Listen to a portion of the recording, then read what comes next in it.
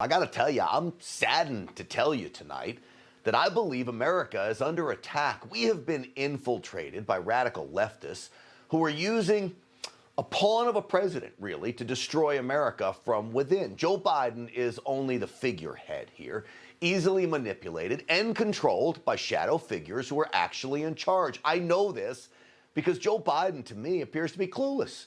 Clueless to not only this siege that is well underway, but clueless to the fact that he's being used.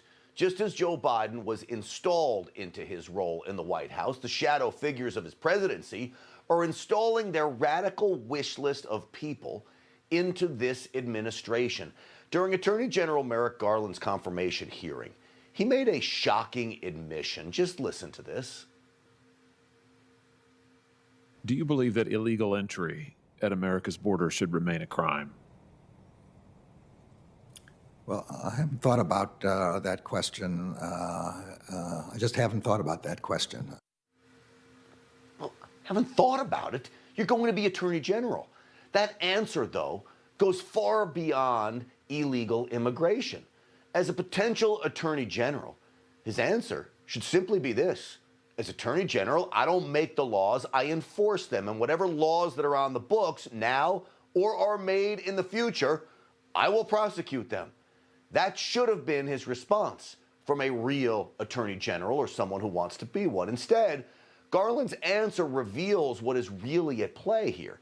Another leftist inserted into government with the sole intent of ignoring their constitutional duties in favor of a radical agenda, in this case, open borders. Another example is Biden's pick for Assistant Secretary of Health and Human Services. She's advocating to let young children make decisions for themselves about their gender, starting as early as 10 years old. First phase, at the young adolescent age, is to give what are called a pubertal blocker, to give a medicine to block the progression of puberty so you don't go through the wrong puberty. All right, literally blocking puberty in preparation of the administration of cross-gender hormones. This at 10 years old. Now, I don't even let my son decide if he can have dessert, and he's 11 years old, much less give him the ability to make a life-changing decision about blocking puberty and switching genders. This is insanity, folks. But these are the types of radicals Joe Biden's handlers are pushing into powerful positions of government. Plus, the Washington Examiner is reporting that Homeland Security Secretary Alejandro Mayorkas wants to overhaul immigration and customs enforcement by doing away with thousands of officers tasked with arresting and deporting illegals living in the United States. And we are not talking about going after lawn workers or construction crews. Most of the illegals being hunted down by law enforcement today are violent criminals, wanted for other serious crimes besides sneaking into America. The bottom line is, American lives are being put in jeopardy, and it goes far beyond policy disagreements. The actions of the Biden administration looks like a game plan to vaporize American values. And in an effort to ensure that conservatives never take this nation back, the Democrats are pushing a bill called H.R. 1, the For the People Act. Truthfully, it's a devious misnomer. This bill is solely written to secure their ultimate power grab of a permanent one-party rule, killing democracy as we know it, and that's not an exaggeration, folks. The Queen Democrat herself admitted the ploy all the way back in June of 2019. H.R. 1 restores the people's faith that government works for the public interest, the people's interest, not the special interest. Yes, it is a power grab on behalf of the people. No, not the people I know. The bill proposes that Congress be granted ultimate supervisory authority over elections. That means state election law thrown out the window. That's unconstitutional, by the way. Joining me now is the Republican ranking member of the House Judiciary Committee, Ohio's Jim Jordan. Congressman Jordan, great to have you back on the show. Good to be with you, Grant. Man, I can't sleep at night Do you sleep at night in the face of all of this, Congressman? No, it's crazy. Your monologue was right on target. How about this question, Mr. Attorney General nominee? Should criminal activity be a crime? I mean, it's just like, and as the Attorney General, or if you become the Attorney General, will you enforce the laws of the land as the chief law enforcement officer? And his response was, I don't know. I got to figure it out. I mean, this makes absolutely no sense. And this bill, this House Bill 1, House Resolution 1, this is crazy. This weaponizes the IRS, basically says, you remember when Lois Lerner went after Tea Party groups? This basically codifies, makes it the Lois Lerner law. So weaponizes the IRS. They can go after conservative groups seeking tax-exempt status. They can go after them. It forces taxpayers to pay for campaigns. And, of course, it codifies all the problems in the 2020 election, as you pointed out, with mail-in balloting. But think about this. Think about the taxpayer financing the campaigns. So right now you have all these politicians in Washington doing all kinds of crazy things, spending taxpayer dollars on all kinds of ridiculous things. And then they say, oh, by the way, voters, we're going to use your money to make sure I get reelected. Such a deal. So, yeah, this is where the left is going. It is crazy. And the American people, I think, see it for how ridiculous it is. What do you think of my assessment? And, I'll be called crazy by the mainstream media here. Is Joe Biden hip to everything that's going on, or is he taking naps by the fire in the White House and Susan Rice calling the shots here? Yeah, I don't really know. Look, Joe Biden's the president of the United States. The way our election process works, who the president is, you want that individual in control. There are certainly times where I wonder.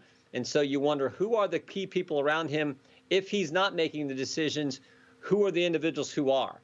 I don't know. We'll just have to wait and see how this shakes out. But the actions they have taken, I mean, think about it. Open borders, closed schools, taxpayer financing of elections, on and on it goes. All the executive orders, getting rid of the 1776 commission. I mean, the things he has done, 33 days, I think 34 days they've been in power. It's really frightening. And so, again, I think the people of this great country understand, wow, this is not what they told us a year ago when he won the South Carolina nomination, or won the election in South Carolina and was on his way to the nomination. He was supposed to be this moderate Democrat. Well, he's been anything but that. Yeah. It almost seems, and I think viewers will say, that it looks like Republicans are shell-shocked. Like, they can't believe this has happened in 33 days. And I'm not talking about you, Congressman Jordan. I'm not talking about guys like Josh Hawley and Ted Cruz that are fighting back.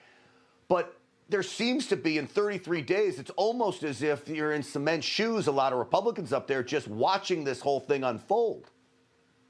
Well, look, I think the biggest threat, frankly, is this cancel culture, radical left attempt to silence Americans, silence people they disagree with, and frankly, just get rid of the First Amendment. I mean, you don't have a functioning First Amendment when only one side's allowed to talk. You don't have real free speech rights when the left controls who gets to say what and when. So that, to me, is ultimately the biggest threat to freedom. You think about your First Amendment liberties, your right to practice your faith, your right to assemble, your right to petition your government, freedom of the press. But the most fundamental liberty we really have is your right to speak, and to speak in a political nature. The left doesn't want us to be able to do that. They only want to be able to talk. They don't want us to talk. They want to be able to say what they want to say. They don't want they want to be able to lie about us, but we can't tell the truth about them. That's the world that House Bill 1 takes us to, and that's what I think is the most frightening thing of all. And Congressman, what scares me is it even goes beyond that. They want to control what messages you get, not even what you can say, but what messages you get. Look, this letter written by 2 House Democrats to remove Newsmax, One American News, Fox News off of the platform, satellite providers, cable providers, this should be chilling to anybody out there. What do you say to those Democrats? If Republicans wrote a letter and said, we think MSNBC should be canceled or CNN should be canceled. After all, they engaged in conspiracy theories for 4 years about the whole Russia hoax, about the attacks on President Trump. If we did that, and we never would, because we actually think we believe in the First Amendment. But if we did that, can you imagine what the left would do?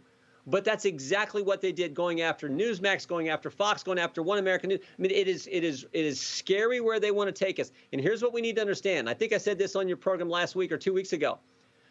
This won't stop with conservatives. The target right now is conservatives and Republicans, but the appetite of the cancel culture mob is never satisfied. They will go after everyone else as well. I said that on January 13th during the impeachment debate, Grant, and it took all of 13 days for me to be proven right when the San Francisco School Board said the Dianne Feinstein Elementary School will no longer be named after Senator Feinstein because 37 years ago, she said something that the woke mob doesn't like. That is frightening. Even if liberal icon Feinstein, Senator Feinstein's not good enough for him, who the heck is? And who is next? Grant Stinchfield is next. Newsmax is next. Where does this end? And that's why we all, and what you're doing is so important, we all got to stand up and speak out against it. Well, we're standing tall. That's for sure. They're coming at us just as they've been coming at you for a long time, and I appreciate you standing tall as well. Congressman Jim Jordan, it's always great having you on the program. Thank you for spending some time with us tonight. Thank you, brother. All right, coming up on Stinchfield, folks. You got it, man. It's always good to see you. Coming up on Stinchfield tonight, an explosive report revealing former Obama officials conducting shadow diplomacy with Iran. That's right. How they work to undermine the Trump administration. This sounds familiar, doesn't it? Are prepared to meet with the Iranians in the context of the P5+1 to start to undertake this diplomacy, to start to undertake these talks. Well, you know, the sad reality is they don't have to undertake anything. What the Biden administration will not tell you is that they've been operating in the shadows for years when it comes to Iran, behind the Trump administration's back. That, according to an explosive Washington Times article. Iranian Foreign Minister Javad Zarif held secret meetings back in 2019. Trump was still in office, all right, with former Obama officials over the nuclear deal, and they met with the Iranians to devise a political strategy to undermine the Trump administration. The Washington Times writes, quote, these relationships blossomed into what high-level national security intelligence sources say allowed the Iranian regime to bypass Mr. Trump and work directly with Obama administration veterans. Now, if that is true, I call it collusion or a shadow government you see in third world countries. Two of the biggest figures involved in this Iran scheme is John Kerry and Robert Malley, according to that report. Both now work for Biden. In fact, Robert Malley will play a major role in U.S.-Iranian relations going forward as a special envoy for Iran policy at the State Department. This is exactly what Biden and the Obama administration accused General Michael Flynn of doing for President Trump, colluding with Russia. Only that story turned out to be totally fake.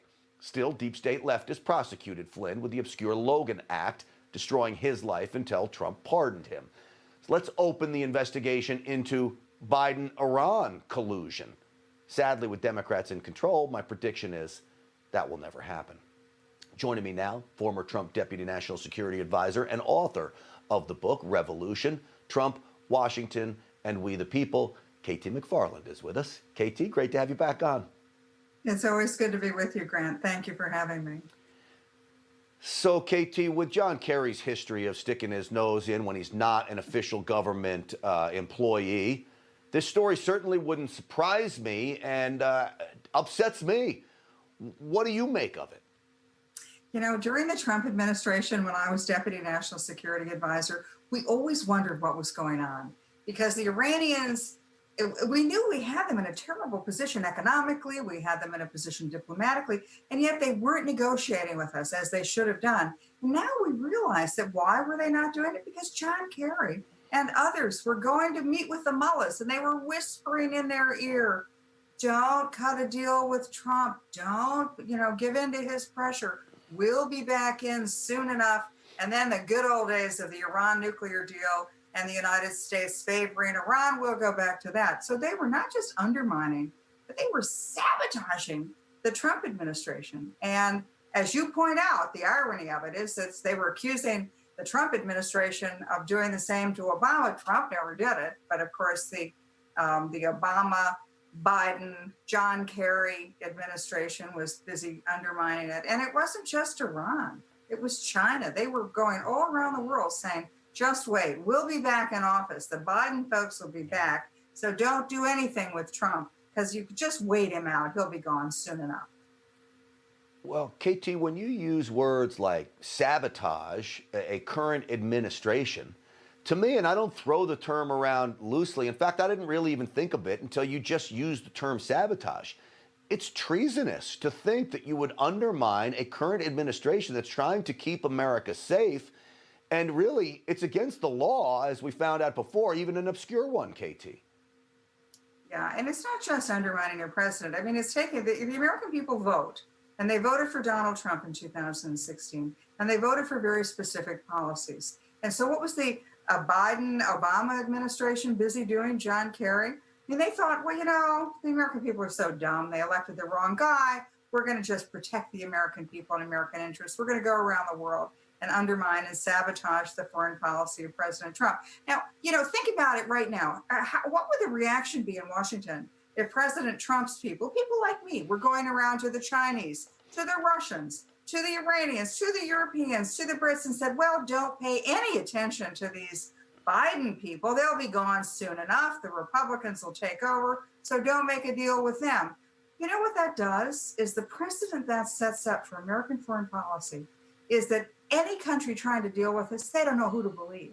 The sitting president, the people who used to be in the White House, the people who they think might someday be in the White House. So it does far more damage than just undermining specific administration policies towards this country or that. It really undercuts the ability of the United States to speak with one voice in American foreign policy and national security interests, Grant.